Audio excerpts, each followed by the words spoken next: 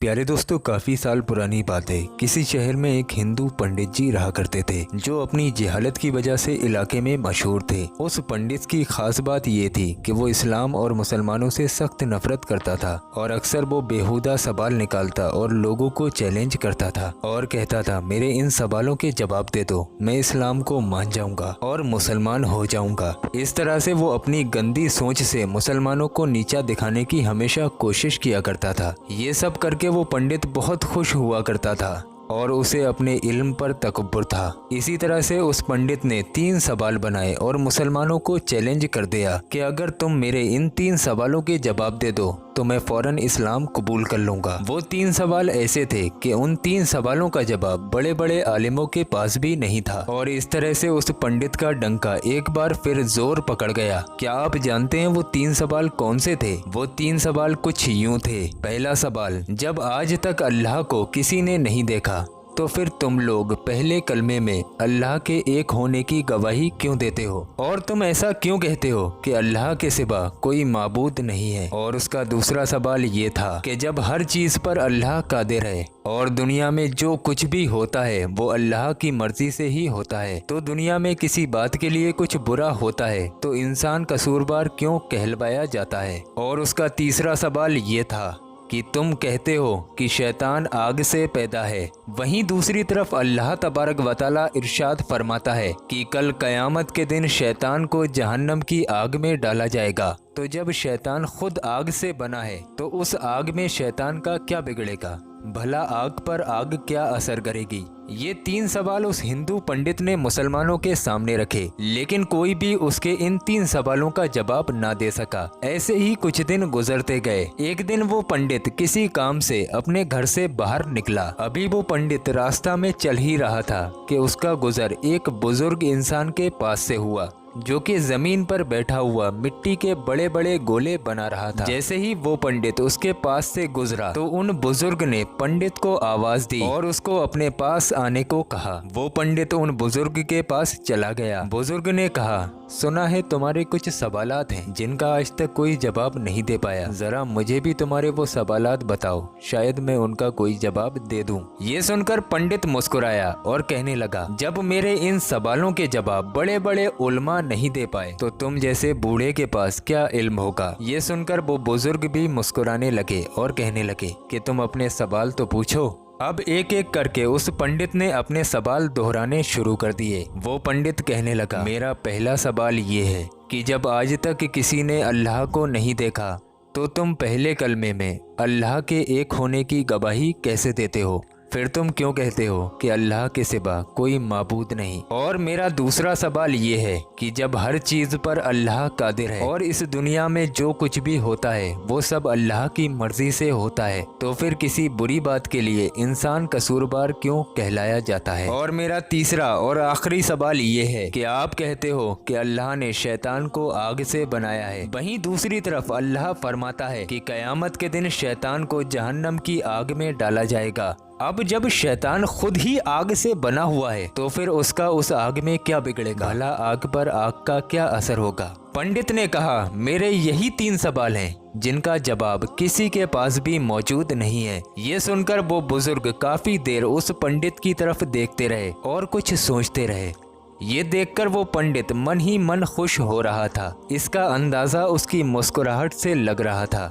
फिर अचानक उन बुजुर्ग ने अपने हाथ में मौजूद मिट्टी का एक बड़ा सा गोला उस पंडित के सिर पर दे मारा। उस गोले के लगते ही उसके सिर से खून निकलने लगा।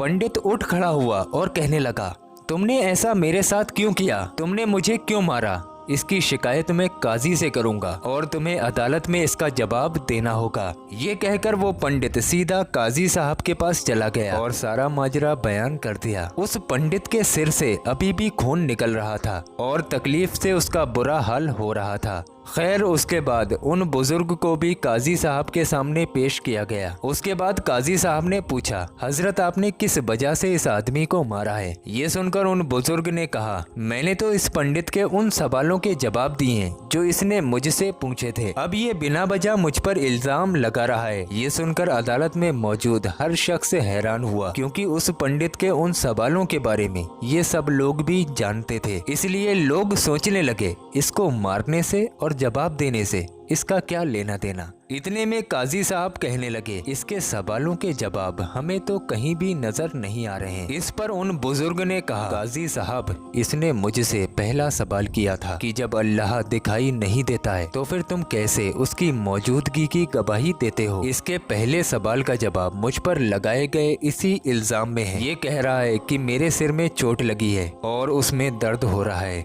लेकिन क्या इसके पास इसका कोई गवाह मौजूद है? तो ये सुनकर वो पंडित कहने लगा, इस बात का गवाह भला कैसे हो सकता है? मैं कह रहा हूँ ना कि मेरे दर्द हो रहा है। उन बुजुर्ग ने कहा, मगर हम ये कैसे माने कि तुम्हें दर्द हो रहा है? ये सुनकर वो पंडित कहने लगा, जनाब मुझे दर्द महसूस हो रहा है, इसलिए मैं कह रहा हूँ ना कि मुझे दर्द हो रहा है। ये सुनकर बुजुर्ग ने कहा, ठीक इसी तरह जैसे तुम्हारा दर्द दिखाई नहीं दे रहा है मगर तुमको महसूस हो रहा है, वैसे ही हमें अल्लाह दिखाई नहीं देता, लेकिन हम अल्लाह को हमेशा अपने साथ महसूस करते हैं, क्योंकि इस दुनिया में अल्लाह की कुदरत के नज़ारे हर जगह पर जगमगा रहे हैं और हर जगह पर अल्लाह मौजूद है। ये सुनकर वो हिंदू पंडित कहने लगा, चलो मान लिया पहले सवाल का जवाब मुझे मिल गया, अब मुझे मेरे दूसरे सवाल का जवाब दीजिए। ये सुनकर वो बुजुर्ग बोले, तुम कहते हो जो भी करता है वो अल्लाह करता है, तो किसी बुरे काम का कसूरवार कोई इंसान कैसे कहलवाएगा? अब तुम्हारे इस सवाल का जवाब भी इसी इल्जाम में मौजूद है जो तुमने मुझ पर लगाया है। जब सब अल्लाह ने किया है तो इसमें मेरा क्या कसूर है? तुमने मुझ पर इल्जाम क्यों लगाया है? अब उसके दूसरे सवाल का जवाब भी उसके सामने मौजूद था। ये सुनकर वो पंडित कहने लगा, अच्छा मान लिया मुझे मेरे दूसरे सवाल का जवाब भी मिल गया, लेकिन क्या आपके पास मेरे तीसरे सवाल का जवाब मौजूद है? वो बुजुर्ग कहने लगे कि तुम्हारा तीसरा सवाल ये है कि शैतान आग से बना है और अल्लाह कहता है कि कयामत के दिन शैतान को आग में डाला जाएगा, तो उस आग में शैतान का क्या बिगड़ेगा? आग का आग पर क्या असर होगा?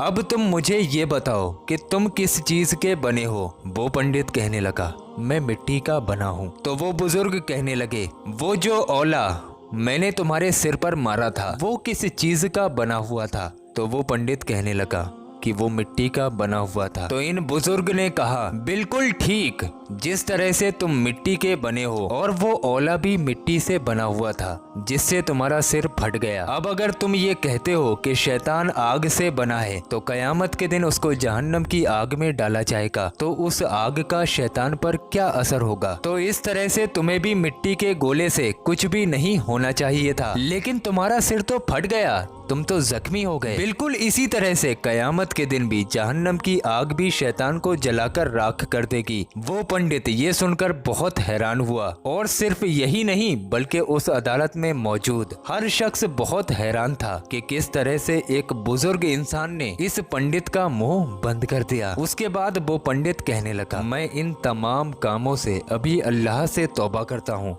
और अल्लाह पर ईमान लाता हूँ। उसके बाद वो पंडित वहीं अदालत में कलमा पढ़कर मुसलमान हो गया। मोहब्बत के साथ कमेंट में लिख दीजिए सुभान अल्लाह। बेशक अल्लाह हर चीज पर कादिर है, वो जब चाहे जिसको चाहे हिदायत दे दे। प्यारे दोस्तों, इस वीडियो को लाइक और शेयर करना बिल्कुल ना भूलें। आखिर में आपको आकर कह रहा हूँ, अगर वीडियो दिल पे लगा हो तो लाइक कर देना। और अभी आप लोग कहीं जाइए मत, हमने आप लोगों की स्क्रीन पर 2 ऐसी वीडियो लगा दी हैं जो आप लोगों के बहुत काम आने वाली हैं। आप लोग इन दोनों वीडियोस को जरूर देखें। और ये जो ऊपर चिरागे गौसिया का वीडियो आ रहा है, ये वीडियो हमारे चैनल का सबसे ज्यादा पावरफुल वीडियो है, तो आप लोग इस ऊपर वाले वीडियो पर अभी क्लिक करें, इस वीडियो को देखें, समझें और इस वीडियो में जो सामान बताया गया है उसको आज ही अपने घर पर मंगाएं। इंशाअल्लाह तबारक व तआला आप लोगों की तमाम परेशानियां दूर हो जाएंगी।